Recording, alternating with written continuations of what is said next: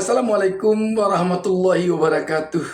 Sahabat BN, melihat apa yang terjadi di Universitas Gadjah Mada di UGM Yogyakarta ketika Anies Baswedan datang ke sana kemarin ini membuat publik melihat bahwa Anies Baswedan untuk Pilpres 2029 semakin menjadi idaman rakyat Republik Indonesia.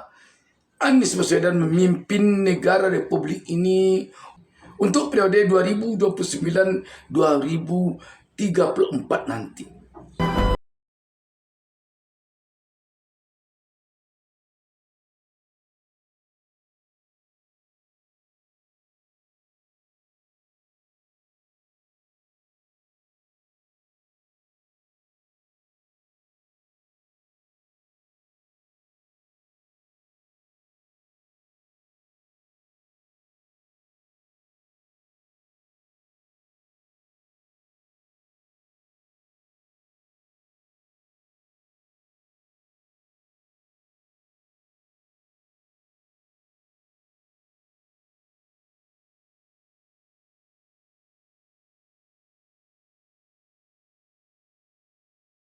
Sahabat BN, kalaulah Jokowi datang ke sana sebagai alumni UGM seperti Anies Baswedan, mungkin bisa diuji manakah yang banyak Anies penyambutnya di sana dibandingkan dengan Jokowi.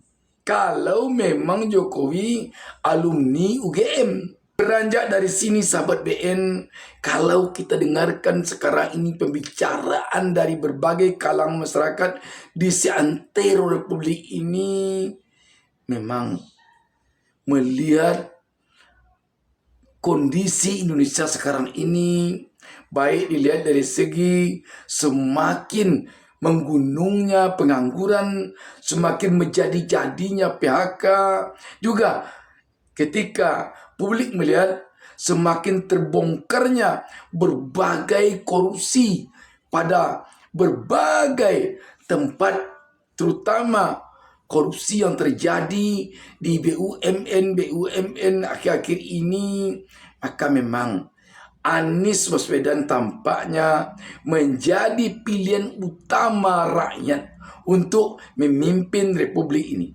Sebab kalau melihat kepada Prabowo yang adalah pelanjut dari rezim Jokowi, dan juga ketika melihat Prabowo dengan teriakannya sambil mengepalkan tinju memekikkan hidup Jokowi dalam suatu kesempatan di Partai Gerindra baru lalu, ketika rakyat juga memekikkan adili Jokowi, maka rakyat kelihatannya kecewa kepada Prabowo. Dan saya katakan di sini, kita berhasil karena kita didukung oleh Presiden ke-7. Tepuk tangannya kurang semangat. Semangat lagi. Hidup Jokowi! Massa yang tergabung dalam Koalisi Indonesia Melawan memulai aksi dengan melakukan long march dari Tugu Maputo yang menjadi perbatasan kota Solo. Di sepanjang jalan yang dilalui, mereka menyanyikan lagu-lagu yang membakar semangat serta yel-yel. Massa yang terdiri dari mahasiswa sejumlah kampus di Solo seperti Universitas 11 Maret, Universitas Muhammadiyah Surakarta, Organisasi Mahasiswa PMII, GMNI, dan lain-lain, memulai aksi dengan berjalan kaki hingga akhirnya tiba di depan gedung DPRD Solo pada sekitar pukul 4:30 sore. Mereka bergantian melakukan orasi meneriakkan tuntutan mereka, yaitu adili rezim Jokowi, kecam represivitas aparat, serta selamatkan demokrasi Indonesia. Oke, hari ini kita bagaimana yang sudah terjadi, bagaimana Mahkamah Konstitusi sudah dilangkahi, walaupun dengan berbagai macam kondisi yang ada, tapi kita juga mengupayakan bagaimana mengadili rezim Jokowi ini harus kita upayakan. Karena kita melihat bagaimana banyak sekali dosa-dosa, termasuk 18 dosa yang sudah kita bahas. Kemudian yang kedua, kita juga bagaimana menuntut represivitas aparat terhadap kawan-kawan kita dari setiap wilayah-wilayah yang ada di Indonesia. Melihat bagaimana yang kemarin yang terdekat adalah Semarang. Massa juga sempat membakar ban bekas di jalanan depan gedung DPRD Solo. Sejumlah anggota DPRD Solo pun keluar menemui para pengunjuk rasa. Mereka menerima aspirasi yang disampaikan oleh pengunjuk rasa, termasuk mengakomodir permintaan mahasiswa untuk masuk ke dalam gedung DPRD Solo.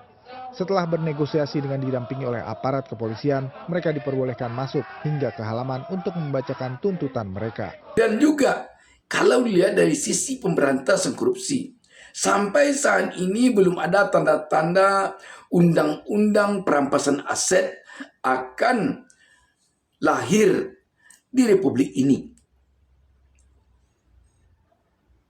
Ini tentu saja pertanda bahwa pemerintahan sekarang sepertinya belum lagi ada menampakkan semangatnya untuk melahirkan undang-undang perampasan aset. Padahal undang-undang perampasan aset itu merupakan salah satu alat untuk memberantas korupsi yang dinilai paling jitu di Republik ini sekarang ini. Sebab hanya dengan memiskinkan koruptorlah para koruptor ini akan jera melakukan praktek korupsi. Tetapi kelihatannya pemerintahan sekarang ini tidak lagi ada menyebut-nyebut akan lahir segera undang-undang perampasan aset ini. Sedangkan Anies Baswedan merupakan satu-satunya calon presiden yang dengan lantang menyatakan di KPK ketika Pilpres baru lalu bahwa kalau dia terpilih menjadi presiden dalam upaya memberantas korupsi, yang pertama akan diupayakannya lahir adalah undang-undang perampasan aset. Kita ingat era di mana KPK datang di sebuah tempat, tidak mau ikut makan, tidak mau ikut kegiatan-kegiatan yang didanai di luar KPK. Standar yang tinggi itu harus dikembalikan di KPK.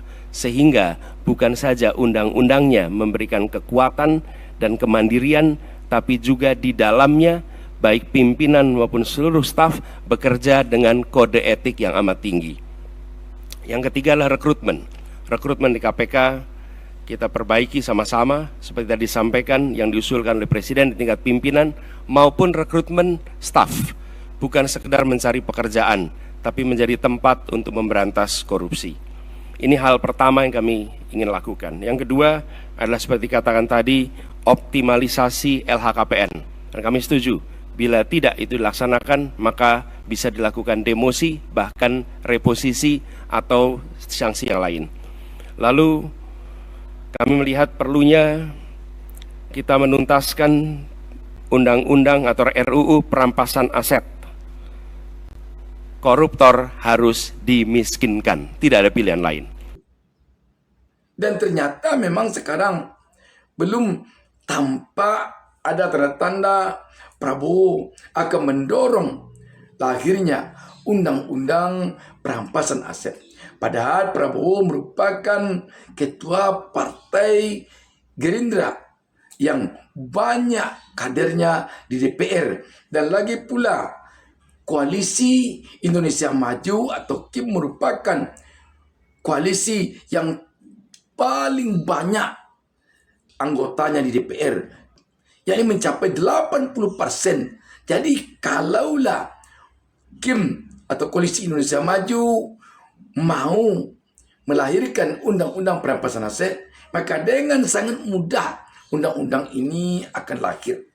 Padahal sekarang ini kita melihat, waduh, kasus korupsi bermunculan di mana-mana di Republik ini sekarang ini yang telah berlangsung di kala Jokowi menjadi presiden. Jadi di sini rakyat semakin besar dugaan bahwa Prabowo memang benar-benar pelanjut Jokowi dari berbagai sisi.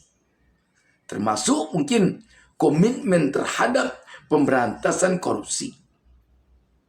Walaupun Prabowo mengatakan akan mengejar koruptor sampai ke Antartika.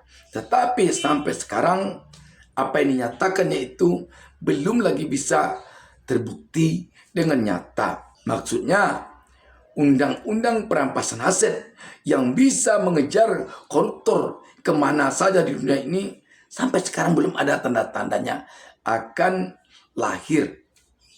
Sahabat BN, dengan demikian maka kelihatannya sekarang ini rakyat untuk Pilpres 2029 semakin tidak bisa dibendung menjadikan Anies sebagai Presiden Republik Indonesia. Tentu saja ini sangat beralasan. Anies Baswedan merupakan pembawa misi perubahan. Dengan apa yang terjadi dalam kepemimpinan Presiden Prabowo sekarang ini, yang tampak sekali dia membela Presiden Jokowi atau membela rezim yang dilanjutkannya ini, maka rakyat jadinya semakin berkeinginan agar ada perubahan di tahun 2029 mendatang. Dulu rakyat mungkin mengira-ngira bahwa Prabowo walaupun katanya melanjutkan kepemimpinan rezim Jokowi, tetapi rakyat masih punya harapan secercah bahwa Prabowo akan melakukan perubahan pada hal-hal tertentu, seperti pada sektor ekonomi, sektor hukum, dan demokrasi. Namun sampai sekarang rakyat masih hanya melihat Presiden Prabowo hanya mengedepankan melindungi Jokowi, dan malah rakyat mengesankan Prabowo sepertinya siap berseberangan dengan rakyat dalam melindungi Jokowi. Buktinya ketika rakyat meminta adili Jokowi, Prabowo mengatakan hidup Jokowi. Sahabat BN, apa yang terjadi di Gajah Mada kemarin terhadap Anies Baswedan ini merupakan satu tolak ukur yang benar-benar valid untuk membuktikan bahwa rakyat sangat membutuhkan Anies memimpin negeri ini.